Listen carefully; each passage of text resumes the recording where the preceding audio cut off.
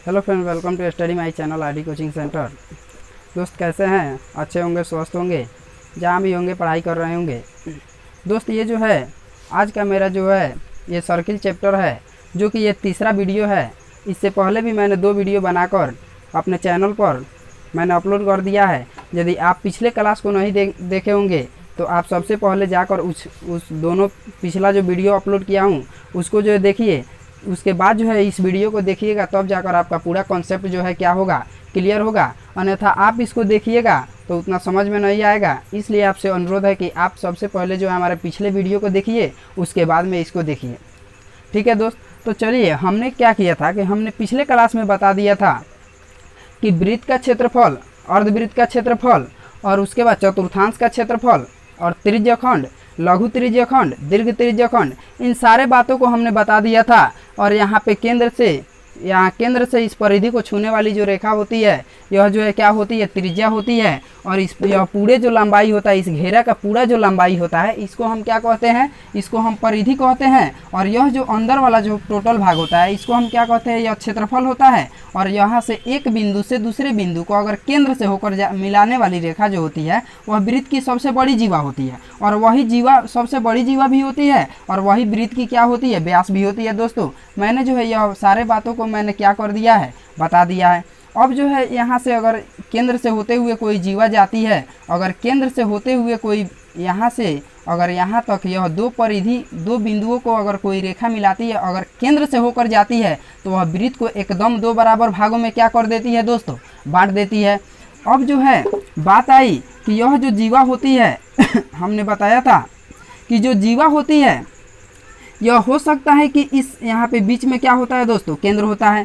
तो यह जो होता है इस केंद्र से यह सब के सब जो है क्या होता है, समान दूरी पर होता है। क्या होता है दोस्तों, इस केंद्र से जो होती है यह परिधि की जो लंबाई होती है दोस्तों, यह सारा के सारा जो है यहाँ से क्या होती है, यह समान दूरी पर होती है। क्या होती है दोस्तों, समान दूरी पर होती है। और इस यही केंद्र से जो यहाँ परिधि को छूने वाली जो रेखा होती है वह क्या होती है, त्रिज्या होती है। और इस यहाँ से यहाँ तक अगर कोई रेखा जो है इस परिधि पर 2 बिंदुओं को मिलाती है और वह केंद्र से होकर जाती है तो वह वृत्त की सबसे बड़ी क्या होती है, जीवा होती है। ठीक है दोस्तों, अब जो है बात आया कि हमने बताया था कि इस केंद्र से जितना ही दूर जो है जीवा होती है उतना ही वह क्या होती जाती है, छोटा होते जाती है।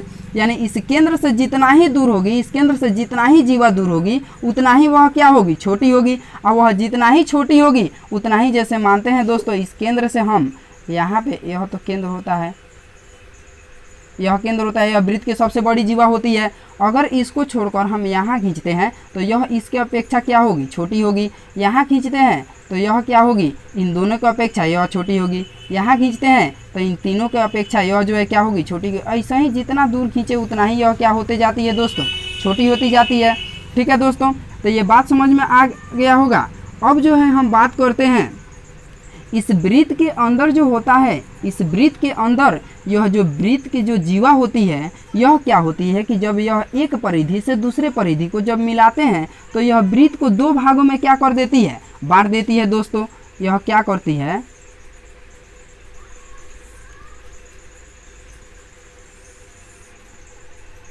यहाँ पर जो है दोस्तों यह वृत्त की क्या होती है, एक तो हमने बताया था कि यह जो है आधा आधा में बांट देती है। यानी आधा आधा में बांटती है तो यह अर्धवृत्त हो जाता है, यह अर्धवृत्त हो जाता है। तो उसका जो है फार्मूला हम पढ़े थे कि 1/2 पाई r स्क्वायर क्षेत्रफल का फार्मूला था। और जो है उसके परिधि की फार्मूला क्या थी, पाई r प्लस 2r फार्मूला लिखे थे।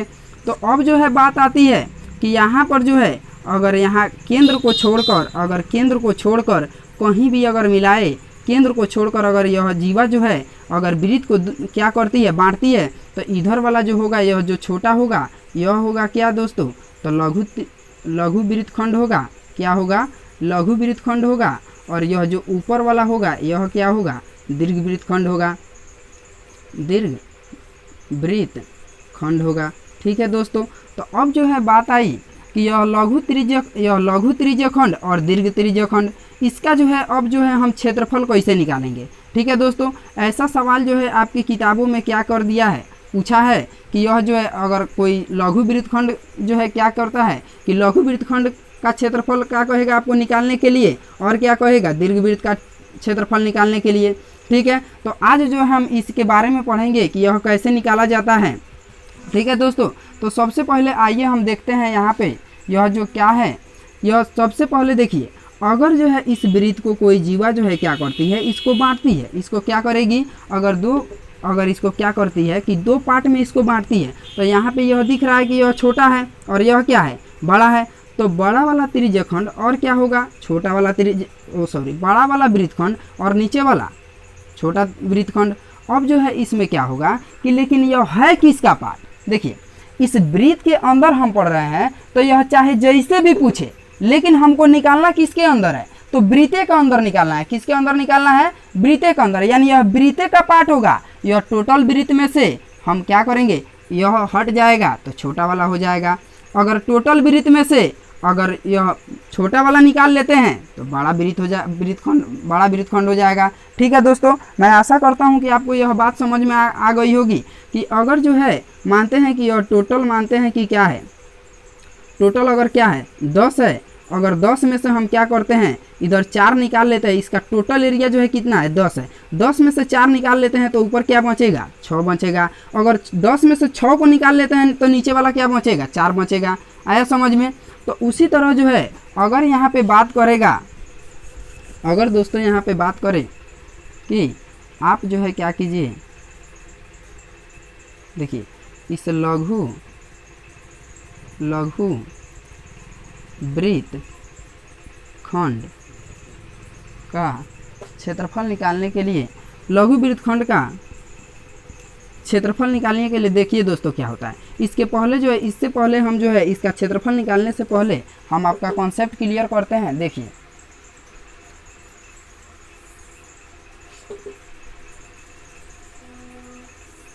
यहाँ पर जो है क्या है दोस्तों, यह वृत्त, यह क्या है, यह वृत्त है।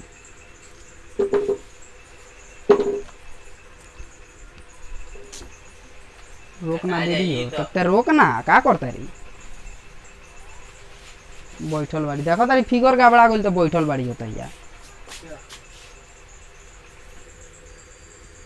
देखिए तो यहाँ पर जो है लघु वृत्तखंड का क्षेत्रफल निकालने के लिए हमें क्या करना पड़ेगा। तो देखिए यह क्या होता है कि यहाँ जो केंद्र होता है, इस केंद्र से परिधि को छूने वाली रेखा जो होती है वह क्या होती है दोस्तों, त्रिज्या होती है।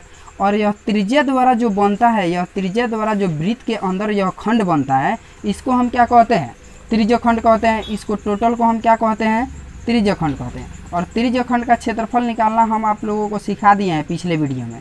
त्रिज्यखंड का यह त्रिज्यखंड होता है। ठीक है, तो यहाँ पर क्या होगा कि इस त्रिज्यखंड बनेगा और इस त्रिज्यखंड के जो यहाँ पर जो यह यहाँ से यहाँ तक अगर मिला देते हैं तो यह क्या बन जाता है दोस्तों, यही होता है क्या, यह जो एरिया होता है यही क्या होता है, यह होता है क्या दोस्तों, तो यही होता है लघु वृत्तखंड। यह क्या होता है दोस्तों, यही होता है लघु वृत्तखंड। और इस लघु वृत्तखंड का क्षेत्रफल निकालने के लिए हम क्या करेंगे, इस पूरे त्रिज्यखंड के क्षेत्रफल में से, इस पूरे त्रिज्यखंड के क्षेत्रफल में से हम क्या करेंगे, यह जो होगा यह समबाहु त्रिभुज बनेगा। क्योंकि यहाँ से जो है क्या होगा, इस केंद्र से परिधि को छूने वाली जो रेखा होती है वह क्या होती है, समान होती है।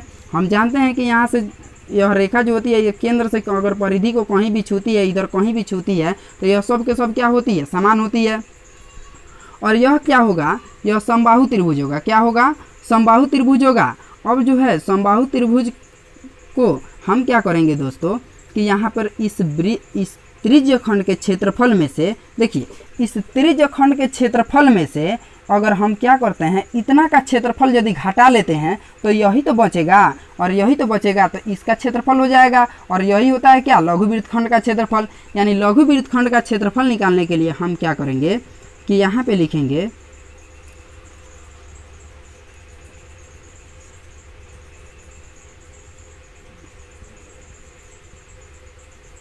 त्रिज्यखंड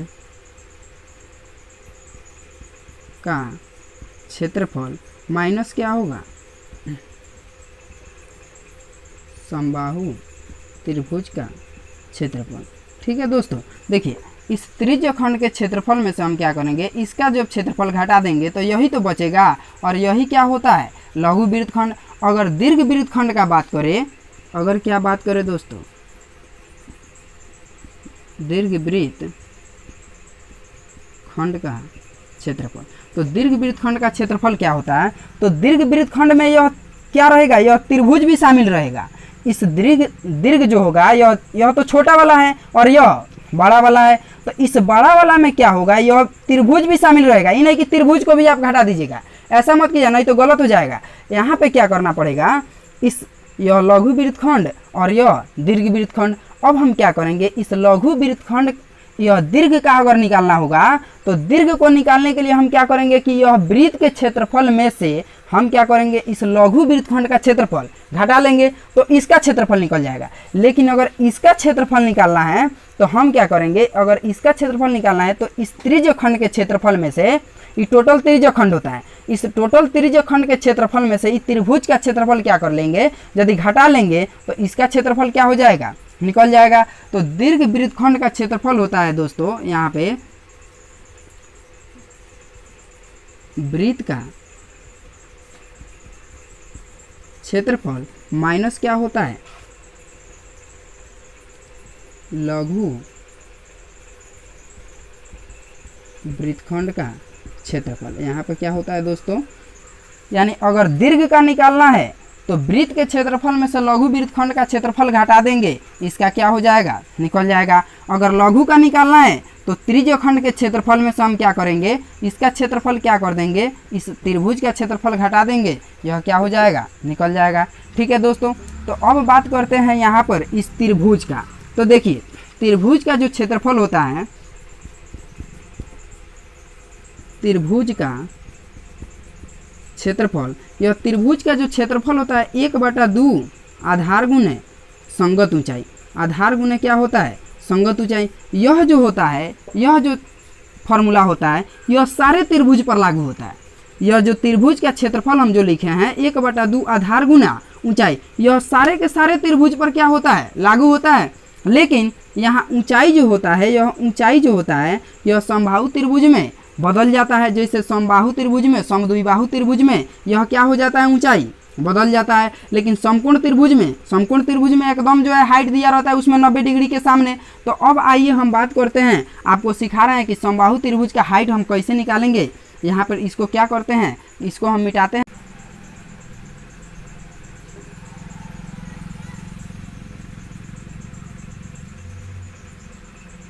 यहाँ पर जो है दोस्तों, यह जो है ABC, यह क्या है, समबाहु त्रिभुज है।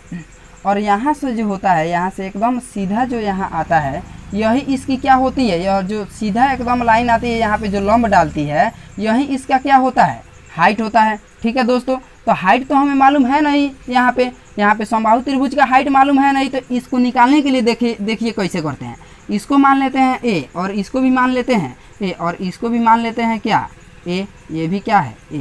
लेकिन जब यह क्या करता है, यह जो माध्यिका होता है, यह माध्यिका सामने वाला भुजा को 2 बराबर भागों में क्या कर देता है, बांट देता है।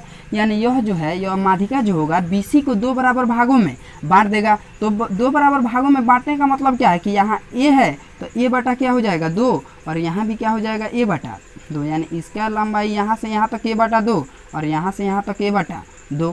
अब जो है यहाँ पे दोस्तों, अब बात आई कि आप देखिए यहाँ पे आपने समकोण त्रिभुज में पढ़ा होगा, जो पाइथागोरस साहब जो थ्योरम जो दिए थे, जो सिद्धांत दिए हैं, उन्होंने क्या बताया है कि यह भुजा और यह भुजा, यह जो समकोण त्रिभुज है, इस समकोण त्रिभुज के सामने वाला जो भुजा होती है वह क्या होती है, कोण होती है। वह क्या होती है, कोण होती है। और यह समकोण त्रिभुज में सबसे बड़ी भुजा यही होती है। समझ में आया दोस्तों। अगर आपसे कोई पूछे समकोण त्रिभुज में सबसे बड़ी भुजा कौन होती है, तो आप बताइएगा समकोण त्रिभुज में सबसे बड़ी जो भुजा होती है वह 90 डिग्री के सामने वाला होती है, और वह क्या होती है, कोण होती है, यानी हाइपोटेनस होती है। तो इसको निकालने के लिए उन्होंने बताया था कि इसका जो है यह आधार का स्क्वायर और प्लस लंब का स्क्वायर बराबर क्या होता है, यह जो है कोण के स्क्वायर। यानी यह और यह जो है किसके बराबर होता है, इसके बराबर होता है। तो देखिए इस h को निकालने के लिए, इस दोनों भुजा के योग के बराबर यह अकेले होता है। तो अगर यदि हम इसका निकालते हैं, तो दोस्तों देखिए यहाँ पर जो है यहाँ पर समकोण त्रिभुज में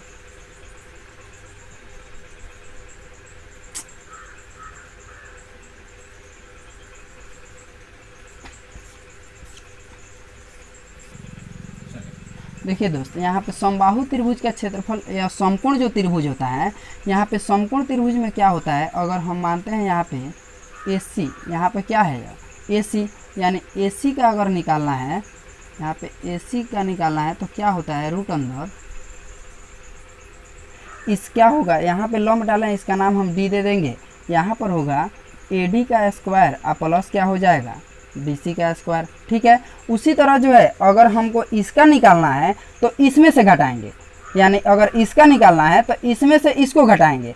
अगर इस क्या करना है, इसको निकालना है तो हम इस हाइपोटेनस में से क्या करेंगे, बेस को घटाएंगे। यानी अगर H को निकालना है तो उसी तरह देखिए दोस्तों, यहाँ पे अगर H को निकालना है तो H को निकालने के लिए हम क्या करेंगे, इस A में से क्या करेंगे, इसका घटाएंगे, यानी यह बेस को घटाएंगे a/2, इसका हम क्या करेंगे, स्क्वायर कर देंगे। अब यहाँ पर जो होगा यह क्या हो जाएगा, a², ये क्या होगा a²/4, यह रूट में हो जाएगा। यहाँ पर a माइनस, इसके नीचे कुछ नहीं है तो 1 4 1 का लसा कितना हो जाएगा 4, और यहाँ पे हो जाएगा 4 a² और माइनस क्या हो जाएगा a²। अब यहाँ पर क्या होगा, यह जो है क्या होगा, इसमें से a जो है क्या हो जाएगा, इस यहाँ पे 3 हो जाएगा, 4 में से 3 घटेगा, 4 में से 1 घटेगा 3, a² हो जाएगा और बाटा में कितना हो जाएगा 4। यहाँ पे क्या हो जाएगा दोस्तों, यहाँ पे a, जब हम जानते हैं रूट के अंदर कोई संख्या 2 बार मिलता है तो बाहर क बार निकलता है, 1 बार निकलता है, यानी यह a² है तो यह क्या हो जाएगा, 3 का तो कुछ होता नहीं है, 3 का तो स्क्वायर होता नहीं है, तो यह जो है अंदर रह जाएगा, ये जो है बाहर निकल जाएगा। 4 का कितना होता है 2, यानी इसकी हाइट जो हो गई, इस समबाहु त्रिभुज की हाइट क्या होता है, √3/2a। यानी आपसे कभी कभी एग्जाम में पूछ देता है कि समबाहु त्रिभुज का क्या कीजिए, हाइट निकालिए। तो देखिए समबाहु त्रिभुज का हाइट निकालने का बिल्कुल आसान तरीका है कि इसको आप h मान लीजिए, इसको a, और यहाँ पे इसको क्या कर दीजिए, जो सामने वाला भुजा है इसको बराबर भागों में बांट दीजिए, और उसके बाद जो है इसका फॉर्मूला लगा दीजिए जो पाइथागोरस साहब दिए हैं। यहाँ पे अगर h का निकालना है तो इसमें से इसको घटा देंगे तो इसका निकल जाएगा, अगर इसका निकालना है तो इसमें से इसको घटा दीजिए, अगर यदि इसका निकालना है तो इन दोनों का क्या कर दीजिए, जोड़ दीजिए, इसका निकल जाएगा। हमको h निकालना था, हमने क्या किया कि कोण में से इस आधार को घटा दिया, यहाँ पे हमारा जो है हाइट क्या हो गया, निकल गया, यानी इसका जो है क्या हो गई हाइट √3/2a। यानी समबाहु त्रिभुज की जो हाइट होती है, यह कभी कभी 1 नंबर में भी पूछ देता है कि समबाहु त्रिभुज की हाइट निम्न में कौन होगा, तो √3/2a यही होता है। ठीक है दोस्तों, अब बात आई यहाँ पे कि इस समबाहु त्रिभुज का अब क्षेत्रफल। तो देखिए यह जो है, यह हमने बताया था कि यह जो होता है यह सब पर लागू होता है, यानी 1/2 आधार गुने ऊंचाई, यह सारे त्रिभुजों पर लागू होता है। ठीक है, और इसका जो है हाइट क्या होता है, हाइट बदलता रहता है। यानी देखिए जैसे इसमें कितना हाइट आ गया तो √3/2a आ गया, यानी इसकी हाइट जो है क्या हो गई, बदल गई। और उसी तरह जो होगा समद्विबाहु में भी क्या हो जाएगा, उसकी हाइट जो है क्या हो जाएगी, बदल जाएगी। लेकिन समकोण त्रिभुज में हाइट नहीं बदलता है, क्यों, क्योंकि देखिए यहाँ पे एकदम परपेंडिकुलर लंब है, और जब लंब है तो यही जब कोई वस्तु की हाइट निकालना होता है तो हम क्या करते हैं, उसे लंब यानी सीधा एकदम खड़ा कर देते हैं, और जब वह सीधा एकदम खड़ा हो जाती है तो वही उसकी हाइट हो जाती है। तो यहाँ 90 डिग्री में एक रेखा जो होती है एकदम क्या होती है, सीधा होती है, और जब सीधा होती है तो यही इसकी क्या हो जाती है, हाइट हो जाती है। यानी अगर समकोण त्रिभुज की बात करें तो समकोण त्रिभुज में यह होता है 1/2 आधार गुने ऊंचाई। अगर वह समबाहु त्रिभुज की बात करें तो समबाहु त्रिभुज का क्षेत्रफल क्या होगा, त्रिभुज का क्षेत्रफल यानी 1/2, और यह तो रहेगा, और इसका हाइट क्या हो जाएगा, बदल जाएगा, यानी 1/2,